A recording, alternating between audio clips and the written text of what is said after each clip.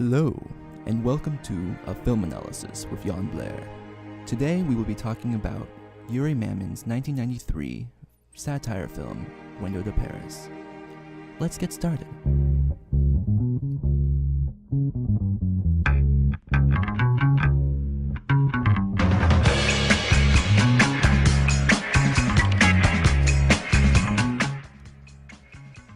Window to Paris follows protagonist Nikolai Nikolaevich, played by actor Sergei Dradin, as a music and dance teacher at a Russian business high school.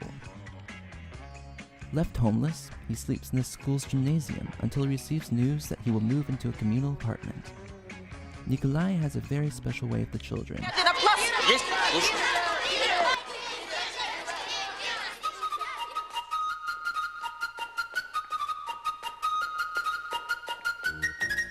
Really illustrating that he cares about their education, and because of that, they enjoy his classes more. Nikolai is frustrated with the school's administration in trying to enforce capitalistic ideas upon the youth. Главное – менеджмент и маркетинг. Ну, конечно, я понимаю. Раньше вы воспитывали строителей коммунизма, теперь строителей капитализма, а в результате получается одно и то же. Жлоб, невежда и вор. Nikolai soon meets his new apartment mates, the Gorokov family, and his friends who work at the piano factory. He learns that the previous tenant was an old woman who died a year ago. After a night of drunken celebration, Nikolai and the other men soon discover that they are wrong. The old lady is alive, and with her, the discovery of the century.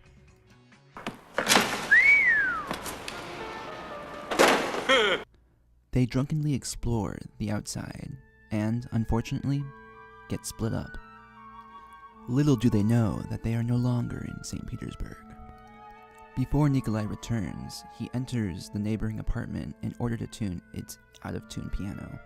He makes a fool of himself and passes out.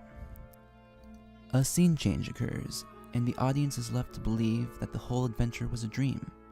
Nikolai gets fired from his position at the high school and returns home.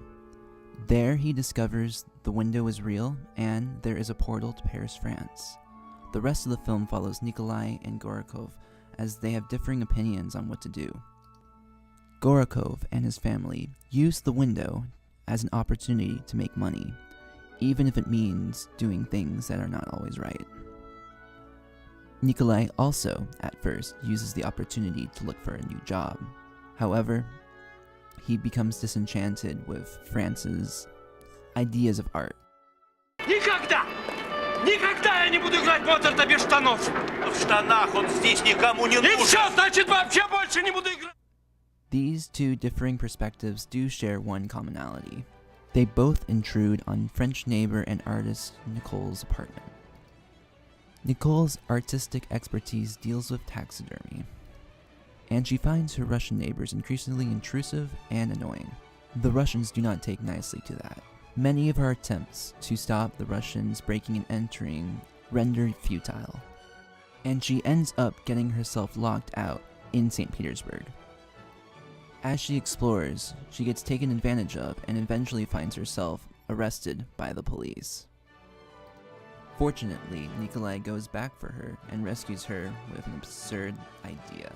The rescue attempt solidifies Nicole's and Nikolai's romantic relationship, which develops over the rest of the film. While that is occurring, students at the business high school stage a protest in order to get Nikolai back. Nikolai is able to entice them into conformity with a bribe of visiting France. Язык по-французски. Окно в Париж. Окно в Париж? Сейчас. Unfortunately, the children, like the other Russian characters, get swept up with the amazement of France's materialism. This leads to Nikolai's most famous line in the film. Вы правы. Вы родились в неудачное время.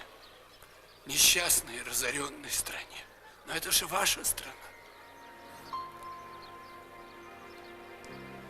Неужели же вы не можете сделать ее лучше? Nikolai uses his magical flute-playing charm in order to entice the children back to Russia, because he knows the window will be closing soon. After a heartfelt goodbye, everyone is ready to return back to Russia, but unfortunately the window is closed. Quick thinking from Nicole leads to a brilliant plan, and the Russians hijack an airplane and fly back to St. Petersburg. Only now the window is closed and they will never return. The film ends on a hopeful note, as Nikolai may have found another window and, with the help of his friends, tried to break down the wall. To understand the satirical significance of the film, one must look back to the past. In the late 1980s, President Mikhail Gorbachev initiated a political movement known as perestroika, or restructuring. It was in his desire to see reforms that allowed openness or glasnost of the Soviet economy. He wanted to see a more efficient economy benefiting from improved technology, a committed workforce, and far fewer administrative orders sent down from bureaucrats to factory directors. Unfortunately, for one reason or another, the plan failed, and the Soviet Union dissolved. What would Soviet Russian identity look like from now on? That is what Yuri Mamin tried to figure out. Yuri Mamin studied under famous Soviet film director Eldar Ryaznov, a master of tragicomedy. His view on the use and significance of satire is important to mention. In a 1990 interview, Mamin speaks about the importance of perestroika. Perestroika has given me a possibility to get a look at my public, something without which a director doesn't exist. And, moreover, it has given me a chance to say something. I have given new life by the current changes in our society. Now I have a chance to speak openly and be on my own censor, for I must overcome long ingrained fears. The things that seemed utterly inadmissible and dangerous only yesterday are now routine. The political and social environment allowed Mamin the freedom to satirize problems he saw in Russian society. In a 1991 interview, he says, "Satire must have a moral basis. In the past month, we have had a rough time of it. Nobody knows the right way to go. I am taking a new look at my plans, scripts, projects. One possibility is to turn to human values themselves. My next film will be about the problem of staying or leaving the Soviet Union. I feel that leaving the Soviet Union because of current troubles is a tragedy." Boom! Right there is the whole reason we're watching this video. Yuri Mamin's 1993 film, Window to Paris, is often identified as his most famous work. Produced after the collapse of the Soviet Union, in a time of much societal distress and Russian identity crisis, Mamin creates a nationalist response to the situation. This response, with greater artistic freedoms, allows him to satirize the Russian society by placing it in comparison to urban Paris, France. Through humorous journeys of both the Russian and French characters in both worlds, Mamin is able to critique Russian society by comparing and contrasting Russian space. Space is in the physical landscape, ideas of art, and social behaviors. Mamin depicts Russia as enclosed, with many people living together in a communal apartment. As dirty, there is trash lying everywhere. As politically unstable, with protests happening everywhere, and more importantly, just simply dreary. We don't see the sky until the very end of the film, seemingly as a metaphor to the Russians as a welcome home. Whereas when compared and contrast to France, space is open, there are plenty of objects for purchasing, and everyone just seems more lively. Views on art also differ between the French and the Russians. Посмотри, сзади сидит компания. Салют! Порядок. Вот об этом. О жрачке, которую едят. Да. А помнишь, как мы? Площадь Ленина. Коммуналка. Моя кухня. Стол, бутылка водки. Один огурец. И мы говорим о высоком искусстве, о судьбах Родины, о Боге. As illustrated from the conversation we just saw, the Russians have very strong views on art. They disregard Nicole's art as kitsch, and in the opportunity of making money. Nikolai turns down his musician position because he does not believe music should be played in the nude.